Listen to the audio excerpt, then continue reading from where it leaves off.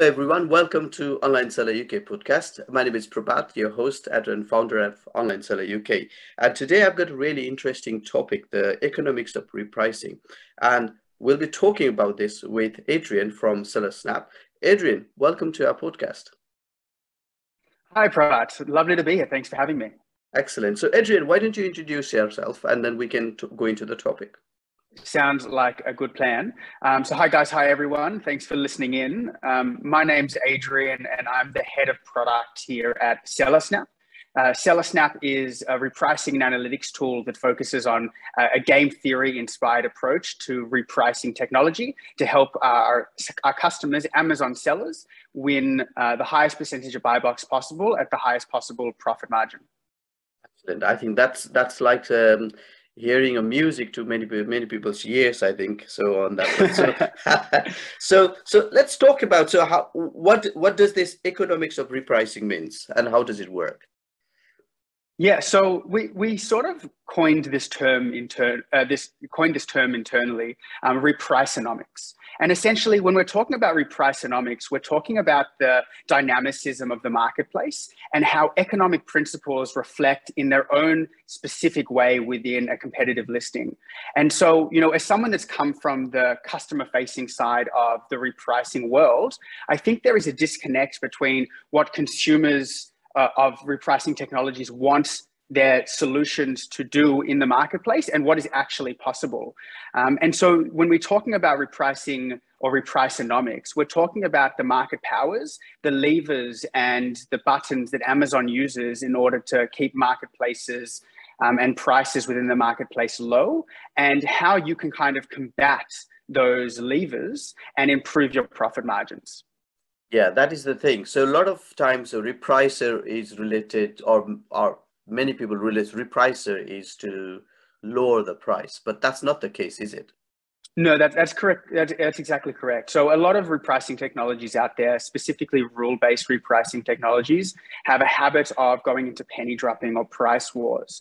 And so the way our system is designed to work is to, where possible, raise the price and win you the percentage buy box share that you deserve, also sacrificing a percentage of buy box share to your competitors in exchange for winning a higher profit margin, which is the ultimate goal, is high profit margins. And something that we hear a lot from customers is, I want to win the buy box 100% of the time, and I want to win it at the highest price. And they're sort of contradicting statements, because we know that the main contributing factor behind winning the buy box is price. And if you want to win it 100% of the time, you generally speaking have to be priced below all of your competitors 100% of the time.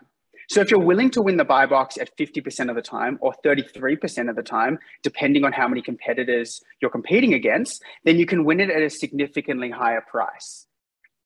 Okay, so this is interesting. So are we saying that, maybe we've got 1,000 SKUs there on the account, and it may not be profitable to reprice all of them towards the bottom of the competitions, right?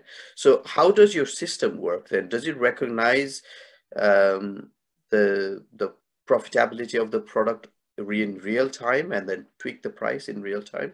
It's a fantastic question. It's not necessarily something we do directly. The system is looking for the optimum or the equilibrium price in which to sell for that gives you the percentage share that you deserve based on the amount of competitors that are competing for the buy box that are similar to you. So, if you're an FBA seller, how many other FBA sellers are competing for the buy box in a specific period of time?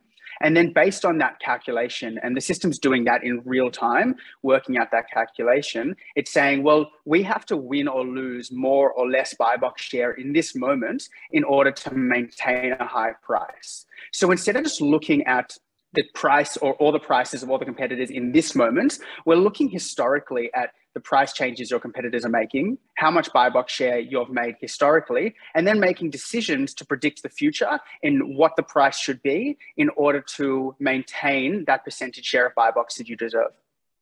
Sounds very complicated to me. No, it seems complicated, but it isn't really.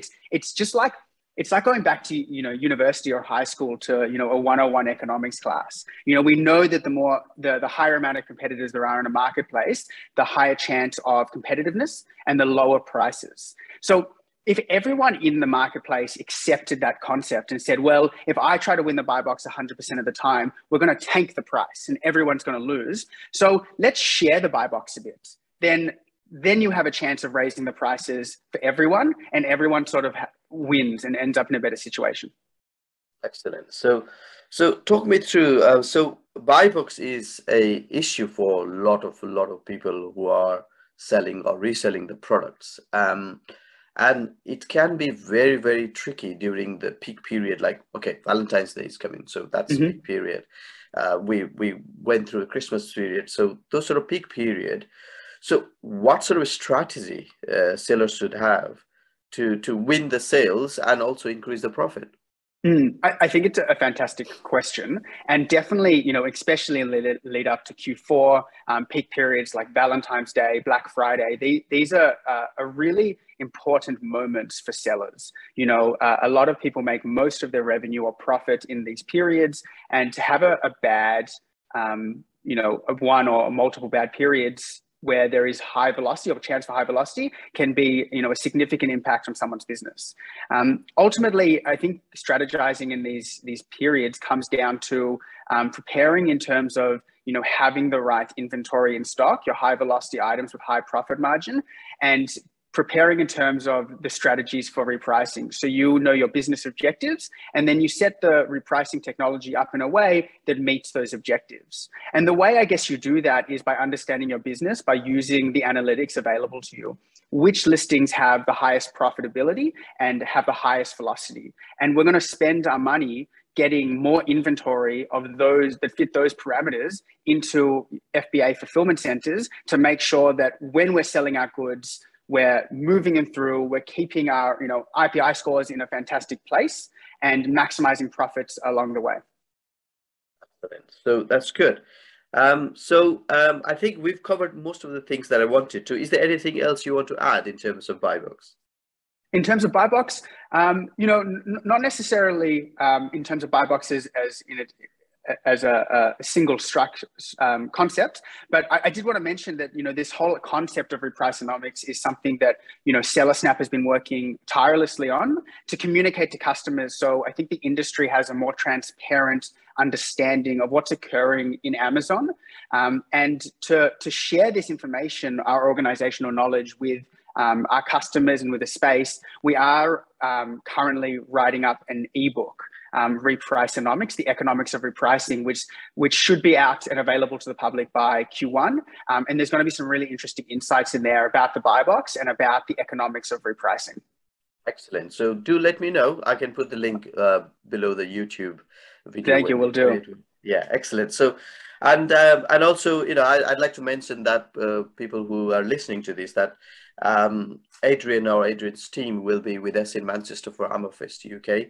So if you'd like to find out how SellerSnap can help your business grow by giving you a right profit margin, so be there on 11th of March, and then talk to the team and find out a bit more about it. So for sure. Okay, excellent. So let's wrap up today. So if somebody is to find you, Adrian, where's the best place to get to you? Yeah, fantastic question. So you can find us at sellersnap.io, and feel free to reach out to the team there through our, any of our customer channels or through our social media networks. And we always love having a chat. That the team is very well-rounded and just enjoys a bit of a chat about strategy or the industry as well. So feel free to reach out, and we look forward to Hammerfest. Also with eChameleon, which is big friends of ours here at SellerSnap. So we can't wait to be there to see everyone from Amma and from eChameleon and everyone else in the space. We're looking forward to it. Excellent. So thanks again, Adrian, for your time today. I'll speak to you soon. All the best. All the best, Prabhat. See you soon. See you soon.